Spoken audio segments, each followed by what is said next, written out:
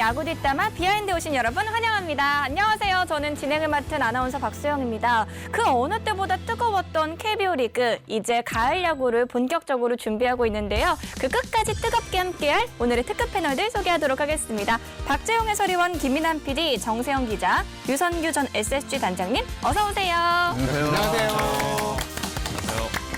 야구계 노스트라다무스 김민환 PD님 진짜 오랜만에 오셨어요. 뭐 올림픽 중계도 하고 야구 현장도 많이 다니고 정말 오랜만에 또 녹화하는 일요일 날 업무가 없어서 너무 환대해 주셔서 감사합니다. 저는 우리 방송에서 김도영 선수를 언급할 때마다 빠짐없이 김민환 PD님의 이름이 등장해서 그래서 늘 함께했던 사람 같은 그런 느낌적인 느낌이 있었고요. 야구장에서 이런 현장 관계자들 사이에서 이제 PD님들에 대한 얘기를 들을 때 항상 가장 부지런한 PD다 이런 얘기를 들을 정도로 현장에서도 핫한 PD인 것 같습니다. 진짜 비하인드가 올 시즌 처음 시작했는데 PD님 덕분에 좀 더 화제가 되고 언급이 많이 됐던 것 같아요. 요즘은 좀 어떠세요? 사실 최근에는 이 반응을 확인할 겨를이 많이 없었는데 담당 PD가 이 온라인상의 여론에 굉장히 민감한 양반이어가지고 약간 잊을만 하면 그런 걸 보내줘요. 잘 확인하고 있습니다. 오늘 저희가 포스트 시즌 관련해서 한번 예측도 해볼 텐데요. 오늘은 어떤 예언을 해주실지 저희가 기대 많이 해보겠고요. 또 PD님 못지않게 우리 박지영 위원님도 올 시즌 김도영 선수 활약하면서 언급도 진짜 많이 되시고 핫하셨거든요. 그러니까 김도영 선수 덕분에 제가 조금 소환이 좀 많이 된 것 같은데요. 그리고 굉장히 좋은 선수가 나왔다는 점이 굉장히 흐뭇하고 기대해 보겠습니다. 네. 유종의 미라는 말이 있잖아요. 오늘 비하인드도요. 마지막까지 끝까지 알찬 내용들로 꽉꽉 채워보도록 하겠습니다. 네, 먼저 오늘 어떤 이야기를 나눌지 비하인드 이슈에서 만나보시죠. 키워드로 보는 시즌 결산, 비하인드 시상식, 포스트 시즌 전망. 첫 번째 주제는 키워드로 보는 시즌 결산입니다. 네, 저희가 패널분들께 사전에 이번 시즌 가장 기억에 남는 키워드를 하나씩 뽑아달라고 부탁을 드렸는데요. 만나보시죠. 1000만 관중, 김도영, ABS 세대교체. 첫 번째 키워드는 1000만 관중인데요. 올 시즌 KBO 리그가 최초로 1000만 관중을 돌파를 했죠. 뜨거운 폭염도 야구 팬들의 사랑을 막을 수는 없었던 것 같은데요. 이 주제 어떤 분이 가지고 오셨죠? 저요. 1000만 관중이 진짜 제 입장에서는 꿈만 같은 기록이거든요. 1000만 관중을 할 거라고 좀 상상도 못 했는데 이 지금 분위기는 내년에도 재현될 것 같습니다. 근데 여기에 이제 취하지는 말아야 될 것 같은데요. 야구는 원래 4월, 5월이 성수기고 7월, 8월이 이게 비수기거든요. 근데 올해는 이게 더운데도 이렇게 관중 매진 사례가 계속 이어졌고 특히 9월이면 이렇게 순위가 이제 많이 결정되는 상황에서 좀 썰렁하거든요. 9월의 야구장은. 근데 9월인데도 이제 야구장이 이제 꽉꽉 차고 매진 사례되고 네. 지금 10개 구단 중에 7개 구단이 관중 신기록을 다 세웠습니다. 네. 그래서 이 자리를 빌어서 저는 뒤에서 묵묵히 일하는 KBO와 이제 10개 구단 이제 프런트 관계자분들한테 좀 박수를 쳐드리고 싶습니다. 그분들의 노력이 결실을 보는 게 아닌가. 중계를 해준 저희 방송사들도 한번 박수를. 네, 저희도요. 이 흥행 열풍에 대해서 여러 번 다뤘는데요. 또 아무래도 현장에 다니시는 분들이 조금 더 체감을 하셨을 것 같아요. 야구장이 꽉 찬 거는 물론이고 이전이랑 문화 자체가 조금 바뀌었다고 느낀 게 경기를 하다 보면 한쪽 팀이 크게 질 때도 있고 이길 때도 있잖아요. 근데 지는 팀이어도 지는 팀 팬들이 항상 즐거워 있어요.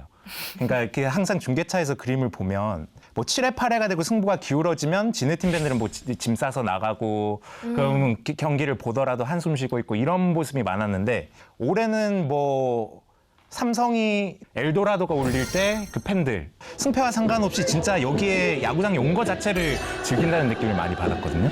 그런 면에 있어서는 팬들이 늘어난 것도 늘어난 거지만 팬들 문화도 많이 바뀌었구나 그런 생각을 했습니다. 저는 현장에서 가장 체감하는 게 바로 이 여성 관중.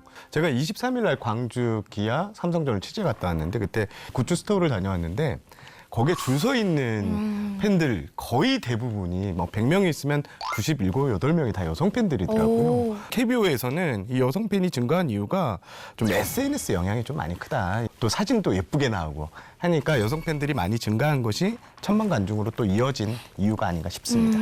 이 KBO 리그에 대한 사랑 덕분에 또 우리 비하인드도 또 올 시즌 많은 사랑을 받을 수 있지 않았나 하는 생각이 들고요. 내년에도 이 흥행 열기 계속해서 이어졌으면 좋겠습니다. 그럼 다음 키워드 살펴볼게요. 김도영, 이 키워드는 우리 위원님께서 뽑아주셨네요. 김도영 선수 뽑은 이유는 간단합니다.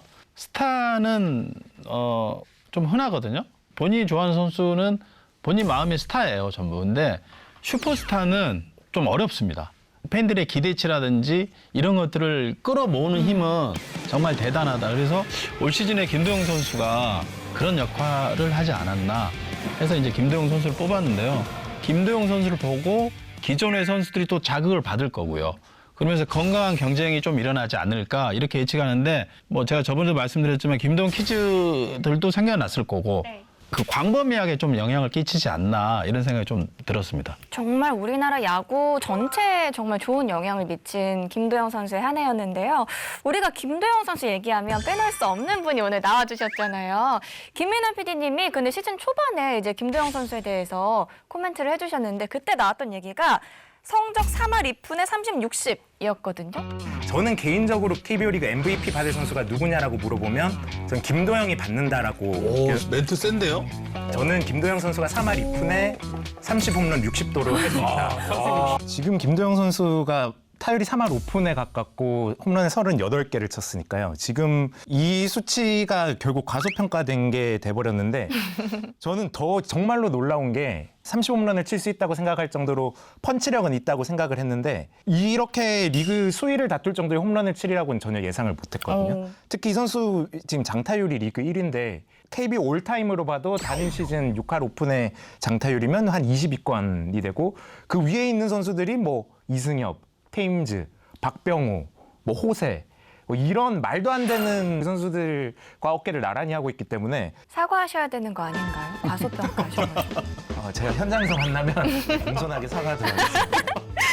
네, 진짜 대단한 성적과 또 어마어마한 기록들을 너무 많이 남겨서 저희가 하나하나 언급하기도 어려울 정도인데요. 그 많은 기록들 중에서 이거는 꼭 짚고 넘어가고 싶다 하는 것들 개인적으로 다들 있으실 것 같은데 저는 득점. 득점. 한 시즌 최다 득점을 했는데 KBO 리그 경기 수가 144경기입니다. 142개를 했다는 건 쉽게 얘기해서 경기당 1점씩을 팀에 제공했다는 거거든요. 이게 어마어마한 수치고요. 메이저리그가 162경기를 치르는데요. 2000년대 이후 기록을 보면요. 단일 시즌 140득점 이상 나온 게 단 4번밖에 없더라고요. 그 정도로 김도영 선수가 이게 팀에 갖추는 가치가 어마어마하다는 것을 이 득점 기록으로 알 수 있습니다. 근데 저는 이게 이 불멸의 기록이라고 생각하는 게 3할 30홈런 30도로 100타점 100득점에 37책. 이거는 앞으로 나오기 어렵다. 이게 동시에 나오기는 저는 진짜 없을 것 같아요. 보통 실책하면은 위축되잖아요, 선수들이. 그래서 실책하고 홈런 치더라고요. 멘탈이 좀 강한 선수 아닌가. 우리 위원님께서 옛날에 이제 김도영 선수 관련해서 40-40 못해도 괜찮다. 이걸 너무 빨리 달성해버리면 이제 또 목표가 없어진다. 애정 어린 선배 조언을 해주셨었잖아요. 모르겠어요. 그때는 제가 그렇게 얘기했었는데 마음 바뀌셨나요? 뭐 할 수 있을 때 하면 좋죠. 근데 이제 저는 올 시즌에 김도영 선수가 눈에 띄는 거는 홈런 개수하고 저는 타율이라고 봐요. 사실 이제 홈런을 많이 치는 선수는 아무래도 에버리지가 좀 떨어지고 에버리지가 좋은 선수는 홈런 개수가 아무래도 좀 부족하거든요. 근데 김도영 선수 그 2마리 토끼를 다 잡으면서 한 시즌을 이제 끝내는 그런 시점까지 왔는데 굉장히 좀 놀랍기도 하고 내년 시즌에는 어떤 모습으로 좀 진화될까 좀 궁금한 부분도 있고 내년엔 사실 견제도 많아질 거거든요. 내년엔 좀 어떨까요? 그 좀 체력적으로 준비를 좀 잘해야 될 것 같아요. 왜냐하면 처음으로 이제 풀타임을 뛰어봤고 저도 첫 해 그렇게 하고 그 두 번째 허리 부상이 한 번 왔었거든요. 제 경험에 비춰보면 잘 관리를 해야 된다라는 좀 말하고 싶네요. 근데 선수들의 견제에 관해서는 저는 좀 김도영 선수가 이 부분에서도 좀 대단하다고 느낀 게 김도영 선수가 3월에 잘 못 치다가 4월, 5월 진짜 너무 잘했었잖아요. 그때부터는 이제 진짜 본격적으로 사팀에 집중 견제가 들어오기 시작했는데 보통 이제 젊은 선수들이 한번 확 잘할 때는 쭉 잘 치다가 좋은 곡 안 주기 시작하면 막 따라다니면서 삼진이 많아지고 그러면서 성적이 좀 꺾이고 다시 왔다 갔다 하는 경우가 많았는데 김도영 선수는 그렇지 않았다는 게 저는 굉장히 인상적이었어요. 특히 이 선수가 4월, 5월 동안 잘할 때 2달 동안 볼넷이 14개였거든요. 근데 6월 들어서 집중 견제를 받기 시작하니까 한 달에만 볼넷을 20개 골라냈어요. 그러니까 이 선수는 정면 승부하면 치고 승부를 어렵게 가져가면 내가 거기에 당하지 않고 안 주면 안 치겠다. 이런 약간 능력까지 겸비된 선수여서 저는 이 선수의 뭐 본능적인 운동 능력만 뛰어난 선수라고 생각했는데 웬만한 타팀의 견제가 있다고 하더라도 클래스를 유지할 수 있겠구나 그렇게 생각을 했습니다. 김도영 선수 사촌이세요? 아니 왜 이렇게 힘을 줘서 얘기하세요? 사촌형 하고 싶은데 소개 좀 시켜주십시오. 사촌 같은데. 아니 근데 내년에 어떻게 될지 모르겠지만이라고 하셨는데 이제 또 워낙 예언이 적중하고 막 이러신 분이니까 내년 성적 조금만 예언해보면 어떨까요? 내년에는 40홈런 40도로 할 것 같습니다. 아, 이게 이제 내년에 또 박제가 돼서 좋은 결과로 이어졌으면 좋겠네요. 네, 다음 키워드는 ABS인데요. 올 시즌 가장 큰 변화 중에 하나였죠. 제가 ABS를 또 주제로 잡은 것은 사실 그간 KBO 리그는 부정적인 인식이 강한 곳이었습니다. 사건, 사고, 일탈 이런 얘기가 나왔는데 ABS가 도입된 이후 출발한 지 43년 만에 이 리그의 공정과 신뢰라는 이 키워드가 입히기 시작했거든요. 그런 점에서 저는 ABS가 갖는 의미가 상당히 크고 여기에 최근에 이제 KBO가 선수단 대상으로 설문조사를 한 것으로 알고 있어요. 발표되지는 않았지만 긍정적인 여론이 상당히 압도했다. 특히 매우 만족했다는 선수들 비중이 꽤 높았다라는 걸로 알고 있습니다. 이제 경기 시간이 좀 줄어들었나요, 실제로? KBO에서 제공하는 데이터를 보면 차이는 없습니다. 왜냐하면 뭐 작년만 해도 투고에 가까운 시즌이었고 올해는 굉장한 타고 시즌이기 때문에 당연히 경기 시간이 늘어날 수밖에 없어서 경기 시간과 가장 관련이 있는 거는 피치 클락인데요. 올해는 이제 시범 도입됐다고 보시면 될 것 같은데 아마 올 시즌이 끝나고 내년 시즌에는 피치 클락이 도입이 될 것 같습니다. 세부안을 놓고 논의가 중인데요. 현재 우리 23초, 18초 룰이 아닌 대만에서 지금 피치 클락을 시행하고 있는데요. 우리보다 약 2초 정도 느립니다. 대만에서 시행되는 이 피치 클락을 가져와서 우리 리그에 조금 더. 2초 정도 여유가 있는 이걸 가져와서 우리 리그에 적용할 가능성이 현재로서는 가장 높아 보입니다. 저는 이 ABS 관련해서 박주영 위원님의 분석이 굉장히 날카롭다는 생각이 들었던 게 이제 처음에 이 도입 얘기 나왔을 때 많은 전문가분들이 이건 투수한테 유리한 게 될 거다라고 하셨는데 그때 위원님께서 타고 투자가 될 수도 있다라는 말씀을 해주셨었거든요. 네, 저는 초지일간 타자들이 유리하다고 얘기를 했었죠. 제가 현장에서 지켜본 바로는 ABS는 좀 수정이 필요합니다. 특히 이제 옆으로 던지는 투수들이 올해 거의 전멸이에요. 존을 통과를 못해요. 던질 데가 없습니다.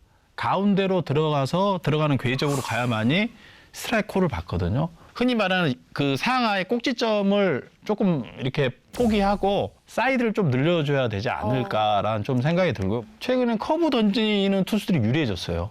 오히려 체인지업 던지는 투수는 불리하고 체인지업은 볼 한 개, 두 개 왔다 갔다 빠지면서 사실은 이제 타자들과 심판들의 눈을 속이는 구종인데 좀만 낮게 던지고 이러면 콜이 안 들어오니까 거기다 포크볼도 위에서 떨어진 포크볼 던진 투수는 유리하고 중간에서 낮게 떨어지는 포크볼 던진 투수는 불리하죠.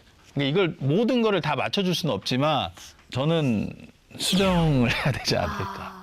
저도 위원님하고 좀 생각이 비슷한데, 그러니까 내년에 피치 클락을 도입하면은 지금 ABS 존을 조금 투수한테 유리하게 좀 바꿔줘야 될 것 같아요. 안 그러면 투수들 너무 힘들 것 같거든요, 내년에. 투수들한테도 어느 정도는 베네핏을 좀 이제는 줘야 돼. 이제 한 시즌 해보니까 나오잖아요. 그리고 제가 간단 논리로 말씀드릴게요. 자, 타자들이 1년에 몇 개 정도의 이득을 보느냐 했을 때 ABS로 최하 150개, 평균 300개를 이득을 봅니다. 그렇게나. 네. 144경기에서 한 경기에 볼 하나 빠진 거를 스트라이크를 줬는데 ABS는 볼을 주잖아요. 한 타석에 한 개만 해보세요. 한 150개잖아요.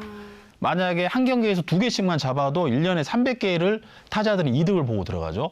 투수들로 생각해봤을 때 얼마나 지금 투수들이 굉장히 힘든 상황이잖아요. 자, 이렇게 들어보니까 엄청 날카롭고 흥미로운 분석이에요.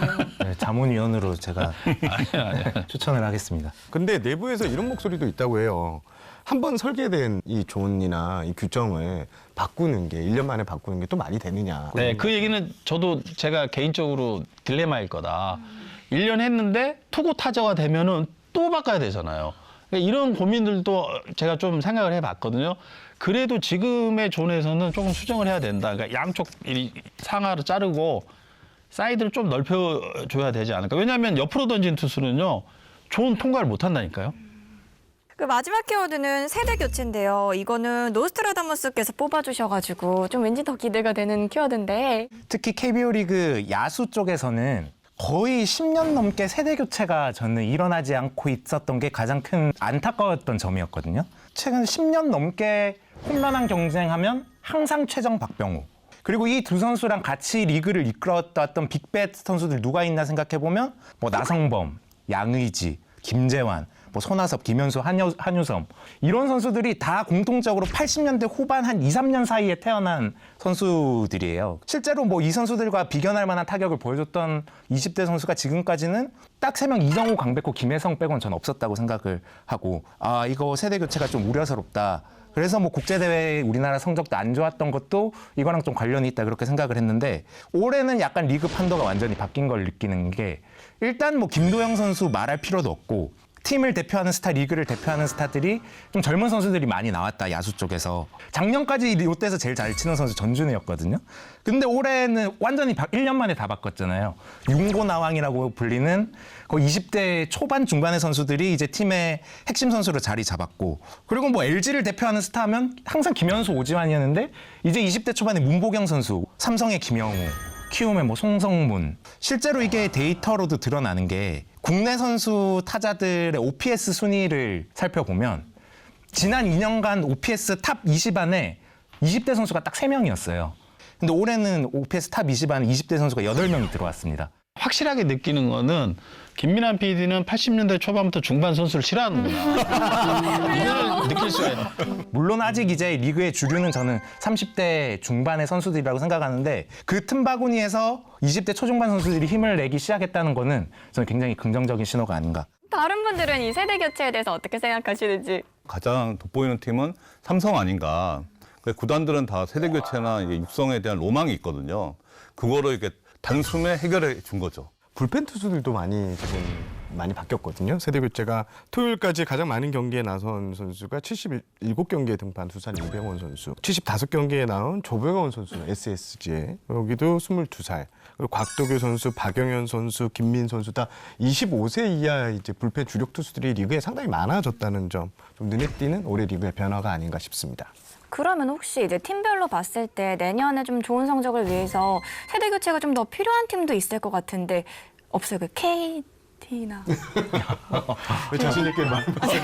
제 생각에 저는 일단 첫 번째로 뭐 말씀해주신 KT 뭐 당연하고 저는 오히려 한화가 이제 젊은 선수들을 계속 테스트해봤음에도 이 선수는 진짜 코어다 할 만한 선수가 야수 쪽에서는 노시환 한 명밖에 나오지 않았다는 점. 그리고 그 노시환 선수도 올해 생각보다는 좋은 성적을 보이지 못했다는 점이 좀 아쉬워서 내년에는 이제 하나에서도 이제 새로운 얼굴들이 좀 많이 나오면 좋지 않을까 생각합니다. 저도 뭐 KT라고 생각하거든요. KT가 전반적으로 야수들의 주전 야수들의 연령대가 높잖아요. 그러다 보니까 이제 7월에 이제 리그 승률 1위로 솟아 올라갔다가 8월, 9월에 이렇게 떨어진 것도 이 영향이 있는 것 같아요. 그리고 뎁스도 좀 약한 편이고 지금 FA가 지금 심우준하고 이제 엄상백하고 이 두 선수 코어 선수가 나오는데 팀 내에서 볼 때는 심우준 선수를 더 우선으로 볼 수도 있겠다. 심우준 선수가 빠지면은 그 데미지가 더 클 것 같아요. 그럼 엄상백은 이적한다고 봐도 될? 그건 모르는데 하여튼 심우준 선수가 빠지면 야수가 가뜩이나 지금 이렇게 너무 연령대가 높은데 그 데미지가 더 크지 않을까. 저는 이 세대 교체 관련해서 SSG 구단 얘기도 좀 하고 싶은데 지금 SSG의 주력 선수들이 대부분 80년대 후반 출생이고 뭐 김민환 PD가 싫어하죠. 최정 선수. 지금 이승용 감독이 부임한 뒤에 뭐 정준재 선수나 뭐 박재환 선수나 지금 기회를 많이 주고 있는데 내년에 저는 아마 큰 위기가 되지 않을까. 이 세대 교체가 성공적이지 못하면 SSG의 암흑기가 좀 길게 찾아올 수 있다. 이렇게 분석하고 싶습니다. 네, 저희가 이렇게 키워드를 통해서 올 시즌 한번 돌아봤고요. 이번에는 선수별로 한번 시즌을 분석해 보겠습니다. 이름하여 비하인드 시상식인데요. 먼저 각 포지션별로 가장 뛰어난 골든글러브 후보들 뽑아봤습니다.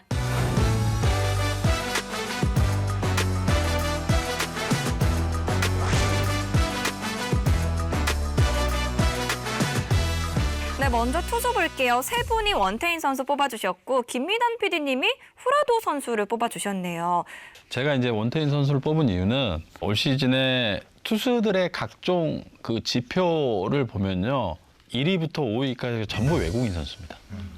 국내 선수를 대표하는 원태인 선수가 그래도 마지막 자존심이구나라는 좀 생각이 들었고요. 이게 너무 아쉽더라고요. 네.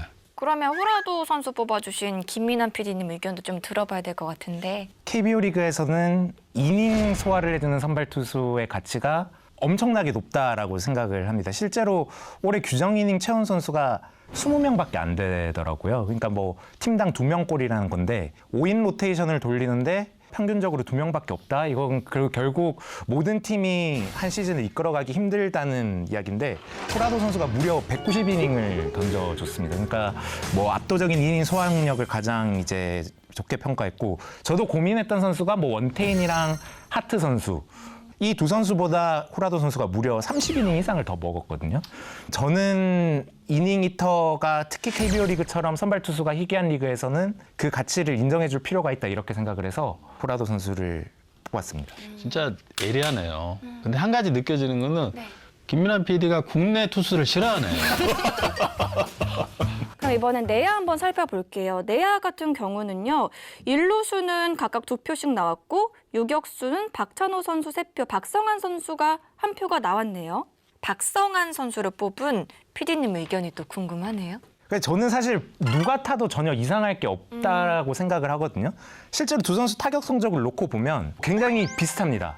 수비 이닝 측면에서도 비슷하고 팀 성적을 제외해놓고 보면 그래도 유격수가 일단 10홈런을 쳤고 아무래도 출루율, 장타율, 비율 스탯에서 조금이나마 우위에 있는 박성환 선수를 저는 꼽았는데 아마 박찬호 선수가 받더라도 박성환 선수도 인정을 하지 않을까. 그 정도로 차이가 적은 시즌이 아닌가 생각을 합니다. 그러면은 김민환 PD님 1루는 데이비슨 선수인데 저는 간만에 이렇게 압도적인 홈런왕이 나오는 거 보고 이 정도 홈런을 치는 선수면 다른 스텝 볼 필요 없이 이 선수가 골글 한 자리를 받는 게 맞지 않나 그런 생각에서 뽑았습니다. 그리고 만장일치가 나온 부분도 있었는데요. 2루수 김혜성 선수, 3루수 김도영 선수, 그리고 포수의 강민호 선수가 만장일치가 나왔습니다. 회장님, 실제로도 이렇게 만장일치에 가깝게 좀 나올까요? 골든글러브 투표는 뭐 이제 저희 기자들뿐만 아니라 방송 종사자들까지 다 넣어서 투표인단이 한 320표 정도가 되더라고요. 굉장히 많네요. 그래서 만장일치가 쉽게 나오지 않고요. 역대 최다 득표를 봤더니 2020년에 NC 양의지 선수, NC일 때 그때 99.4%가 역대 최다거든요. 아마 올해 김도영 선수가 이 기록에 한번 도전해봐야 되는데 이게 또 쉽지 않은 게요. 어려울까요? 2022년에 이종우 선수가 타격 5관왕 올랐잖아요. 요때 득표율이 97%에 그쳤었어요. 아, 그 3%는 그러니까 좀 이게 참 쉽지는 않죠. 자질이 외야수 부분도요. 대부분 비슷하게 나온 것 같은데요. 위원님께서 한번 의견 주시죠. 그러니까 외야수는 에리디아 선수하고 레이에스 선수 이 두 선수는 정말? 빼놓을 수가 없을 것 같아요. 결국 이제 한 자리를 놓고 누가 될 것인가 이 싸움이 될 것 같은데 로하스 선수를 또 꼽았네요. 저 로하스 선수 좋아합니다. 네. 고자욱 로하스 두 선수 다 받지 않을까요? 에리디아 레이에스 선수랑 그럼 그 둘 중에 어떤 선수가? 누굴 빼야 되죠?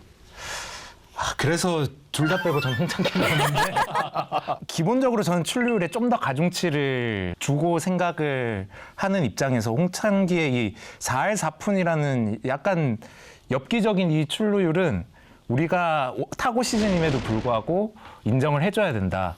바꾸고 싶은 생각은 없으신지. 저는 제가 표를 주면 이렇게 줄 것 같은데 누가 받을 거라고 물어보면 저는 200안타를 친 레이스 선수가 받지 않을까. 그럼 포수 부분은 류상규 단장님께 한번 의견 들어볼게요.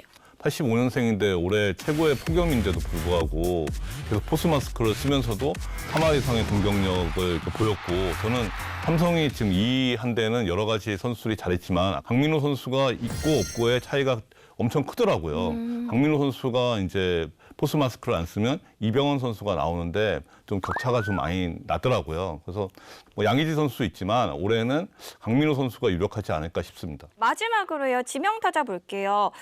세 분이 최영호 선수를 뽑아주셨고 김민환 PD님만 또 홀로 김재환 선수를. 방송 욕심. 아니 저는 진짜 다른 분들의 픽을 못 보고 그냥 소신껏 뽑았는데 사실 올 시즌 임팩트가만 놓고 보면 최용호 선수가 확실히 위였죠. 근데 기록을 봤을 때는 조금은 다 김재환 선수가 우위에 있다. 또 감안을 해줘야 되는 거는 김재환 선수는 잠실을 홈으로 쓰는 타자니까 저는 뭐 스토리나 팀 성적을 감안하면 최용호 선수가 받아야 된다고 생각을 하지만 그거를 다 빼고 진짜 개인의 퍼포먼스로만 보면 솔직히 김재환 선수가 좀 더 잘한 시즌이다 그렇게 생각합니다. 네, 이번에는 MVP와 신인왕 후보 그리고 비하인드에서만 볼 수 있는 기량 발전상 그리고 올해 수비상 후보입니다. 만나보시죠.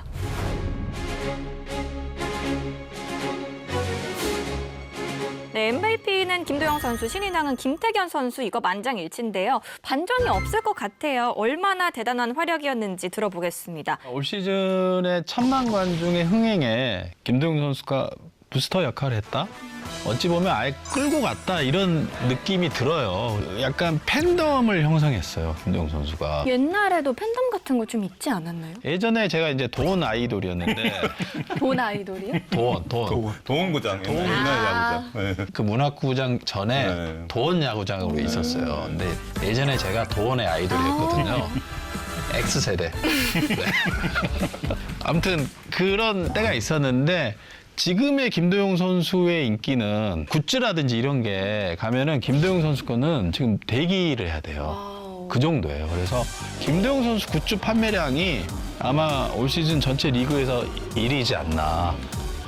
네. 네. 그래서 뭐 여러 가지로 봤을 때 김도영 선수를 뭐 빼놓을 수가 없는 것 같아요. 네. 제가 23일 날 갔을 때 그 김도영 선수 유니폼을 사람들이 어떻게 사나 봤더니 그냥 집어요. 사이즈 보지 않고. 일단 집고 나서 결제부터 하더라고요. 그만큼 김도영 선수의 유니폼이 인기가 대단했습니다. 회장님 같은 경우에는 직접 신인왕을 이제 시상을 하신다고 했잖아요. 네. 제가 이제 올해 하면 이제 3번째 신인왕 시상자가 되는데 예전에는 그냥 이렇게 봉투만 전달했는데 올해부터는 좀 액자에 넣어서 기념이 될 수 있게 좀 선물을 하려고 하고 지금은 뭐 거의 김태균 선수가 결정이 사실상 된 모습이기 때문에 이름까지 지금 받아서 예, 액자를 지금 주문해 놓은 상태입니다. 참 재밌는 건 또 기량 발전상인 것 같아요. 이게 NBA는 실제로 있는 상인데 지금 보면 손주영 선수, 송성문, 한준수, 나승엽 선수까지 다양하게 나왔거든요. 저는 손주영 선수. 손주영 선수. 예, 올해 9승을 했지만 4완 투수 선발로서 국대 후보 유력한 후보잖아요. 올해 참 기록 이상으로 임팩트가 되게 셌었습니다, 이 선수가. 그다음에 하영민 선수도 대부분 많은 전문가분들이 키움이 4할을 할까? 뭐 이런 예상이 많았거든요. 근데 이제 외국인 투수 2명에 하영민 선수가 국내 예선발로서 커리어 하이의 성적을 해갖고 9승을 했는데 이 선수의 역할이 되게 컸다. 근데 올해는 기량 발전상을 줄 만한 선수가 너무 많더라고요. 위원님 의견 한번 들어볼게요. 저는 중계 때 제가 가끔 멘트를 하거든요. 잘하면 송성문, 못하면 반성문이에요. 근데 올해 잘했기 때문에 제가 반성하겠습니다. 저는 송성문 선수가 이렇게 하고 있으니까 내년에 김혜성 선수가 메이저리그를 가도 타선에서 큰 티가 안 날 것 같다. 저는 한준수 선수 한준수 했는데요. 선수, 정세영 사실 기자님. 2018년 1차 지명으로 기대를 상당히 모았던 포수인데 6년 만에 이제 빛이 났는데 올해 기아가 타격의 팀이잖아요. 이 한준수 선수가 감초 역할을 제대로 했다. 저는 개인적으로 강민호 선수, 양희지 선수 못지않는 위압감을 보였다. 아마 내년이 더 기대되는 포스타 이렇게 평가하면 될 것 같습니다. 그리고 올 시즌 롯데는 나승엽을 발굴한 것도 사실 큰 수확이잖아요. 네. 아무도 안 짚어주셔서 이제 스스로 좀 이야기를 하자면 제가 이게 시즌 초반에 나승엽 선수가 부진하고 2군가 있을 때 나승엽 선수가 롯데 타선을 판도를 바꿀 거다. 김현수 같은 선수가 될 거다라고 그런 게 이야기를 있었나요?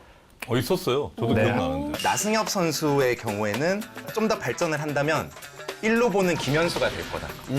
조만간 탑스타가 되지 않을까 그렇게 생각합니다. 그 이야기를 했었는데 놀랍게 올해 나승엽 선수 성적이 김현수 선수 커리어 통산 비율 스탯이랑 비슷하게 갔어요.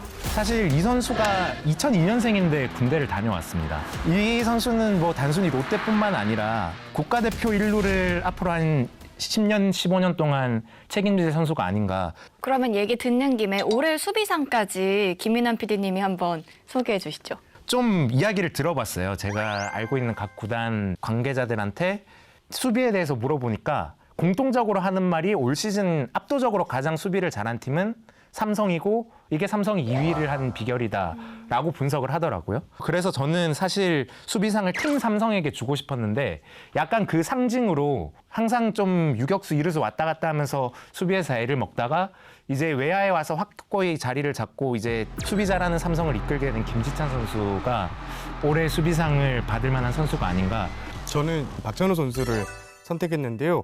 올해 리그 내야수 중에 가장 많은 이닝을 소화한 선수입니다.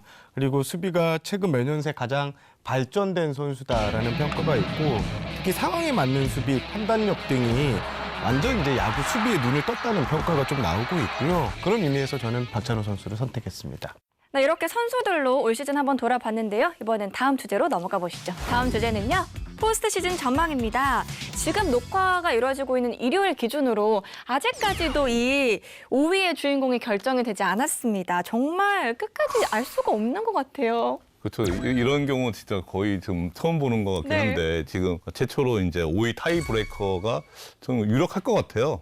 만약에 SSG가 키움전에서 이긴다면 5위를 결정하는 타이브레이커가 열리게 되는데요. 향후 포스트 시즌 전망 저희가 한번 예측해봤습니다.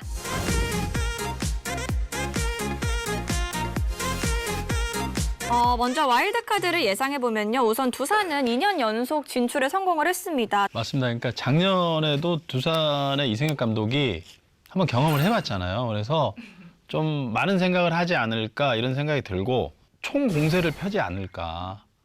죽기 아니면 살기로 아마 1차전에 끝낸다는 그런 배수의 진을 치고 나오지 않을까 이런 생각이 듭니다. 그럼 이걸 1차전으로 끝내기 위해서 어떤 팀이 올라오기를 바라고 있을까요? 그래도 SSG 아닐까요? 저도 비슷하게 생각을 합니다. 일단 SSG가 월요일에 앤더슨 선수가 선발 등판을 하고 만약 타이브레이커를 가면 엘리아스 선수까지 써야 되고 그러면 결국 와일드카드전에 뭐 김광현, 송영진 이 정도의 로테이션으로 두산을 상대해야 되기 때문에 KT는 뭐 타이브레이커를 해도 선발로서 두산에 밀리지 않을 수 있는데 두산이 그런 부분에서 조금 껄끄러울 수 있을 것 같아요. 그리고 와일드카드의 승자는 모두가 두산이라고 예상을 해주셨는데요. 이제까지 2015년에 와일드카드 결정전이 시작된 이래로 5위 팀이 4위 팀을 이겨서 준 플레이오프 올라간 사례는 없거든요. 예, 업셋이 한 번도 없었던 그 시리즈죠. 유리할 것 같아요, 두산이. 예. 박빈 나오면 뭐 거의 뭐 압살하지 않을까. 앞서. 그러면 이렇게 압살하고 올라간 두산. 근데 또 준 플레이오프에서도 모두가 같은 예상을 해주셨어요. LG가 승리할 것이다. 그러니까 두 팀이 아마 LG가 근소하게 상대 전적이 앞설 거예요. 밑에서 만약에 경기가 꼬이면 아무래도 그 전력을 소비하고 올라올 확률이 좀 높다. 그리고 올해처럼 이례적으로 타고 투저를 하게 되면 투수들을 많이 쓸 수밖에 없는 그런 가을 야구가 되지 않을까. 투수들이 못 버틴다고 보거든요. 그러니까 공격 파트 쪽에서 좀 센 팀들이 우위를 점하지 않을까 저는 이렇게 보고 있어요. 그래서 저는 이제 근소하게 LG가 좀 앞서지 않을까 이렇게 보고 있습니다.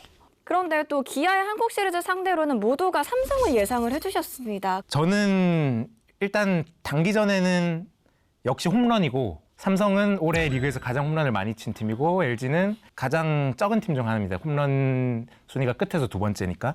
그리고 홈런이 잘 나오는 라팍에서 3경기를 치른다는 점에서 누구나 삼성이 앞서는 걸 인정할 수밖에 없을 거다. 그렇게 생각합니다. 실제로 우리 패널분들이 예측한 대로 된다면 이 두 팀의 한국 시리즈가 31년 만에 이 매치가 열리게 되는 거잖아요. 그러니까 예전에 영남과 호남을 대표하는 신이 2명 있잖아요. 양신, 정범신. 근데 이때 93년도에 붙었어요. 이때 이제 혜태가 우승을 했는데 이때 또 박충식 선수가 선동열 선배랑 15회를 붙었어요. 180 몇 개를 던졌거든요. 근데 그러니까 굉장히 명승부였죠. 회자가 좀 많이 됐던 그런 한국 시리즈였던 것 같습니다. 그렇다면 많은 분들이 가장 궁금해하시는 이번 한국 시리즈 과연 어떻게 흘러갈까요? 이번은 어렵네요. 그러니까 매년 어렵지만 기아가 이제 또 내일 선수가 얼마만큼 건강하게 회복해서 돌아오느냐 이게 중요한 포인트가 될 것 같고 승리의 여신이 있다면 승리의 여신도 노스트라다무스한테 물어볼 것 같은데. 이거는 저는 시즌 초부터 올 시즌은 기아의 전력이 가장 압도적으로 세다고 이야기를 했고 뭐 전력대로라면 기아가 사실 한국 시리즈 무난히 우승을 해야 될 것 같은데 삼성의 1, 2, 3가 엄청 강력하잖아요. 원태인과 외국인 선수. 근데 여기에 맞대응을 할 수 있느냐. 그게 의문점이 하나 생겼고 수비 부분에서는 빈틈이 많이 있다. 그 두 가지 측면에서 저는 기아가 생각보다 조금 우승 가능성이 균열이 낮다고 생각을 하거든요. 못해도 6차전, 7차전을 가지 않을까 생각합니다. 저는 1차전 승부에 달렸다고 보는데요. 만약에 이제 기아가 아무래도 공격의 팀이잖아요. 1차전에 역대 한국 시리즈를 보면 한국 시리즈 직행에서 한 20여일을 쉰 팀들의 타격 컨디션이 상당히 좋지 못합니다. 만약 기아가 이번 한국 시리즈에서 1차전부터 방망이가 터진다. 이 한국 시리즈 쉽게 기아가 4대 0이나 시리즈력 4대 1 정도로 압도적인 전력을 가져갈 것이다. 반대로 1차전을 제대로 잡지 못하고 타격이 꼬인다면 이거는 기아한테 좀 쉽지 않은 한국 시리즈가 될 수도 있다. 이렇게 분석해보고 싶습니다. 혹시 아까 계속 내일 선수가 얼마나 기량을 회복했을지가 관건이라는 얘기 나왔는데 좀 어느 정도인지 아시는 부분이 있으세요? 지금 내일 선수는 많이 회복을 했고요. 25일 날 불펜 피칭 같은 경우에는 이제 50개 이상의 공을 던졌습니다. 최근에 제가 이범호 감독을 만나서 얘기를 들어보면 한국 시리즈 등판에는 문제가 없다.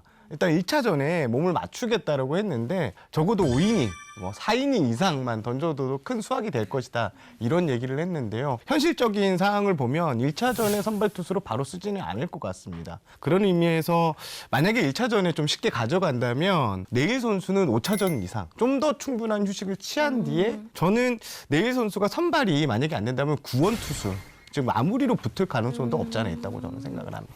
저는 뭐 김민환 PD님이나 이제 박재영 위원님하고 좀 생각이 좀 다른 게 전 기아가 절대적으로 유리할 것 같아요. 기아가 정규 시즌 우승하고 나서 4주 이상을 지금 휴식을 하는 상태거든요.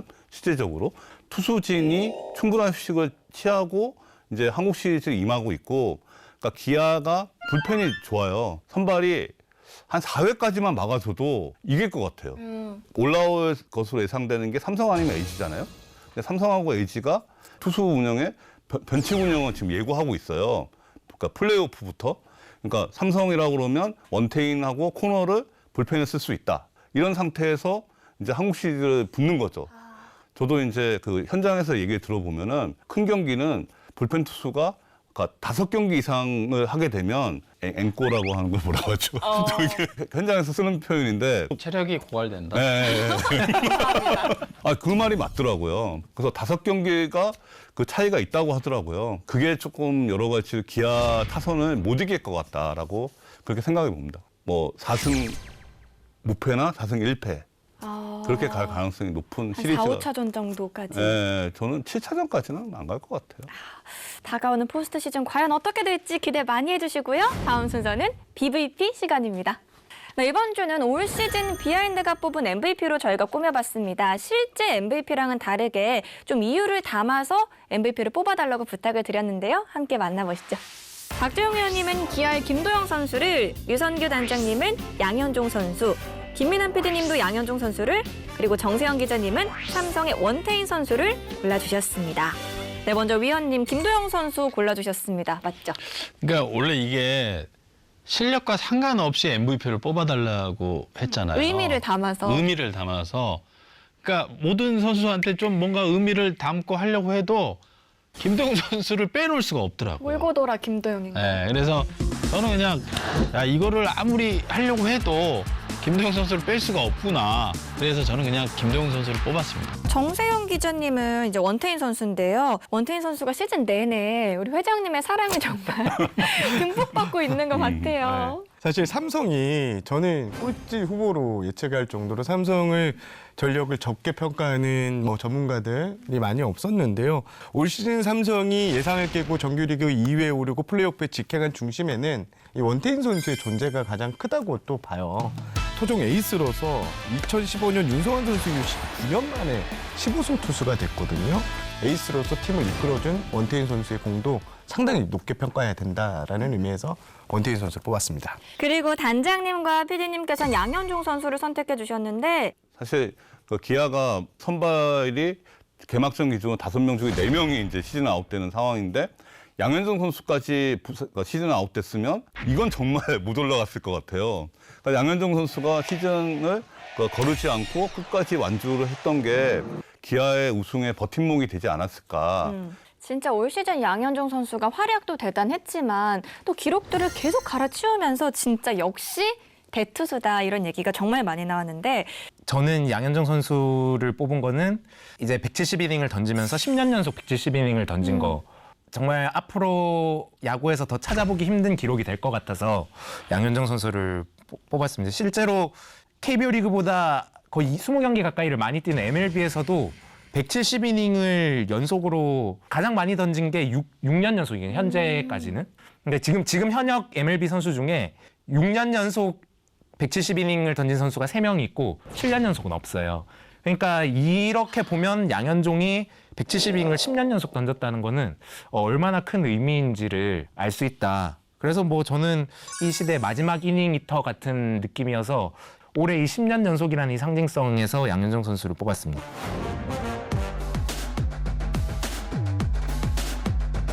네, 이번엔 짧지만 강한 B급 인터뷰 비터뷰 시간입니다. 이번 주 주인공 만나보시죠. 기아의 박찬호 선수입니다. 안녕 비하인드. 때때 인기를 혹시 실감해? 나보다 더 인기가 많은 것 같아. 나랑 사진 안 찍고 세연이랑 사진을 찍고 그냥 가시더라고. 기아의 우승 소감 한마디 해준다면? 좋아. 원래 눈물은 없는데 처음 해보는 거라서 좀 그런 감격스러운 그런 순간에 눈물이 약한 것 같아. 야수 김도영, 투수 곽도규. 다른 선수들은 다 본인의 능력만큼 했다고 생각하고 도규나 도영이는 발전된 모습으로 승리를 이끌었다고 생각을 해. 많은데 정우, 도연, 도영? 근데 동생들이 날 너무 만만하게 봐서 더 편하게 지낼 수 있는 것 같아. 빗 맞아야 안타가 된다는 말이 있던데? 그거 김도영이 프레임 씌웠어. 근데 부정은 못하겠어. 도영이는 어떤 동생이야? 진짜 말 안 들어. 한 번도 내 말에 네 한 적이 없어. 사실 그 욕심으로 지금까지 계속 경기에 나오고 있는 것 같아. 10점 만점에 몇 점? 7점? 3점을 뺀 이유는 없어? 7점이면 후하게 쳐준 거 아닌가? 완벽하지 않으니까. 가장 마음에 드는 별명은? 짭찬. 이유는? 진짜 짭이니까. 이제는 그런 것 같아. 아무리 안 좋은 시즌이 있더라도 2할 후반대에서는 마무리할 수 있을 것 같은 생각은 들어. 솔직히 다른 선수들한테는 아무것도 아닌 그런 순간일 수 있지만 나한테는 평생 꿈꿔오던 순간이고 방망이로서 이렇게 인정을 받고 싶은 선수로서의 좀 그런 마음이었던 것 같아. 이게 좋아. 그냥 3번에 대한 로망을 가지고 있어. 방망이도 잘 치고 수비도 잘하는 그런 선수니까. 항상 이렇게 큰 목소리로 응원해줘서 너무 고마워. 비하인드에서 박찬호 얘기가 자주 언급됐는데 아니 굳이 안 해도 될 얘기를 하더라고. 비하인드가 많이 좋아하는 거 알지? 좋아하면 내 이름 좀 언급 안 해줬으면 좋겠어. 물론 내 얘기를 했을 때 관심이 쏠리는 건 알고 있지만 이름 언급될 때마다 힘들어. 알겠지, PD야? 네, 드디어 대망의 순서 비하인드 픽 시간이 돌아왔습니다. 먼저 지난주 결과부터 만나보시죠. 네, 지난주 결과입니다. 지난주에는요 정말 많은 분들이 예측에 성공을 해주셨는데요. 가장 중요한 건 저랑 단장님의 희비가 여기 엇갈려 있잖아요. 이게 최종 결과에 어떤 큰 영향을 미쳤거든요. 네, 그렇죠. 네. 비하인드 픽 최종 순위 한번 만나보시죠. 마지막 매치에서 제가 진짜 역전에 성공을 하면서 이 비하인드 올 시즌 비하인드 픽의 최종 우승자가 됐습니다. 제가 정말 축하를 많이 받았는데 오늘 출연을 하지 않으려고 했다라는 분이 한 분 계세요, 여기. 배가 아파서 출연을 안 하시겠다고. 네, 배가 아파갖고 아니 아까 계속 대기실에서 배앓이 하시더라고요. 배도 아프고 분해서 어떻게 빠져볼까 하다가 에이 그래도 나이값 해야지. 축하해주러 와야지. 그래갖고 그냥 그래서 축하해주러 왔고요. 명승부였잖아요. 진짜. 키움하고 하나고 고척 그날 경기가. 진짜 손에 땀 흘리고 봤어요. 그러니까 저도 그 경기 이제 보면서 우리들에게 이제 카톡하고 그랬잖아요. 역시 그냥 뭐 찍을 때는 처음에 생각했던 거 찍어야 되는데 제가 원래는 LG였거든요. LG를 찍다가 최근 흐름이 SSC가 너무 좋아갖고 그 느낌으로 한번 가보자 해서 망했죠. 어떡해. 네, 그러니까 되게 아쉬워하는. 제가요 우승을 해가지고 우승 소감을 좀 준비를 해봤습니다. 네, 여러분 제가 드디어 최종 4화를 찍고 이 비하인드 픽을 마무리를 하게 됐습니다. 이제 시즌 내내 정말 많은 분들의 의아함 속에 제가 계속해서 키움의 승리에 많이 걸었었는데 의아함 속에서도 항상 이 조종 시리즈만큼은 열심히 좋은 경기를 보여주면서 끝까지 잘해준 우리 키움 히어로즈 선수들에게 먼저 감사함을 제가 여기서 전하겠고요. 좋은 페이스메이커가 되어주신 류성규 단장님께 네. 영광 돌리도록 하겠습니다. 우승 안 했으면 어쩔 뻔했어요. 이렇게 좋아하시는데. 그리고 원래 이런 거 하면 지인들한테 한 번씩 인사하잖아요. 제가 제일 좋아하는 친구가 다음 주에 결혼을 하는데 결혼식 너무 축하한다고 이 자리에서 꼭 말하고 싶습니다. 연수의 행복한 결혼 생활을 모두 축하해 주세요. 박수 한번 주시죠. 네, 축하드립니다. 축하드립니다. 이렇게 길게 하면 편집되잖아요. 길게 안 했고. 그리고 계속 보면요. 사실 규정 타석을 못 채우셔서 그렇지 우리 위원님께서 정말 높은 승률을 기록을 하셨거든요. 저는 그냥 얻어 걸린 거고요. 네. 아차상 이런 거 없나요? 아차상이라고 하긴 너무 적게 나오셨다. 네, 죄송합니다. 다음에는 더 많은 출연 저희가 기대하고 있겠습니다. 네. 그리고 또 의외로 정방골 회장님께서도요. 승률 2화를 넘기셨거든요. 의외로. 네. 예. 되게 낮을 줄 알았는데 의외로. 제가 이 승부 예측을 하면서 모든 구단이 이제 저를 기피하는. 일단 제가 어떻게 예측하냐, 어디 예측하냐를 물어보는 프런트가 많아졌다는 점. 예. 만약에 내년에도 기회가 된다면 내년에는 제가 한번 1등에 도전 한번 해보고 싶습니다. 네, 알겠습니다. 그리고 제가 올 시즌 끝날 때 이거 1등하는 사람한테 우승 상품이 있다고 분명히 들었는데 진짜 상품이 있나요? 이분이 누구신지 여러분 깜짝 놀라실 거예요. 1등을 한 소영은 뭐예요 이거? 뭐냐면 이게 또 액자인가요? 뭐 있어요? 뭐예요? 이야. 청혼하실 거예요? 우승팀들은 항상 우승 반지를 챔피언이니까 저희 반지를 제작을 했습니다. 와. 지금 청혼하시는 것 같은데? 우와. 대박. 마지막으로 네. 마지막으로. 재계약 합의각서가 이거는 있는 걸로 이거는 제가 너무나 기쁘게 진짜 내용 읽어보시고 해야 되는 내용을- 거 아니에요? 내용 읽어보세요. 내용 읽어주세요. 지금 사인했어요.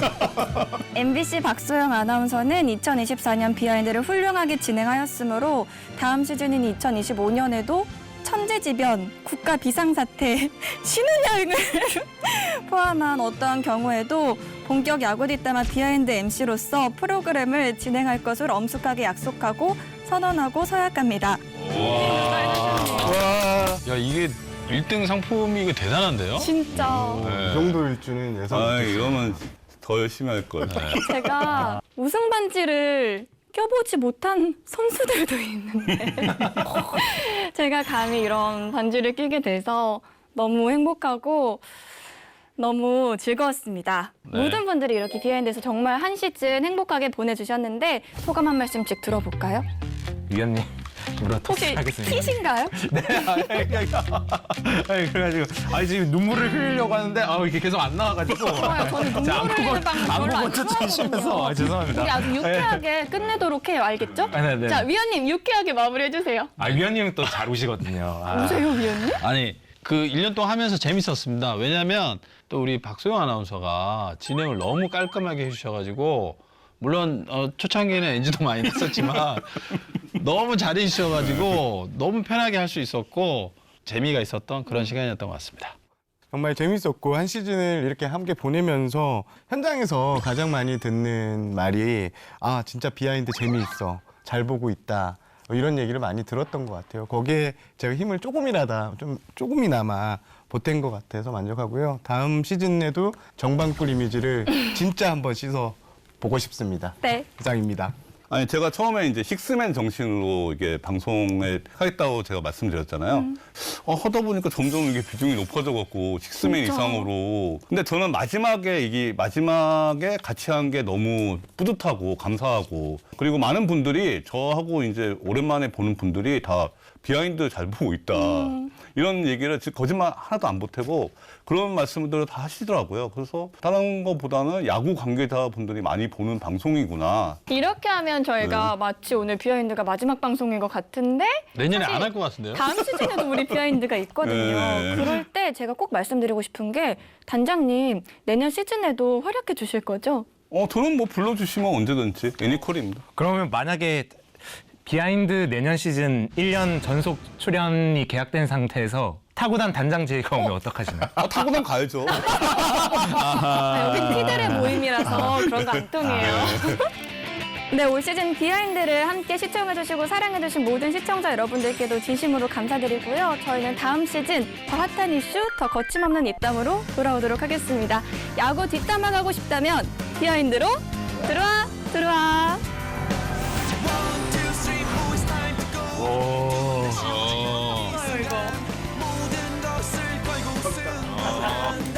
아니 어떻게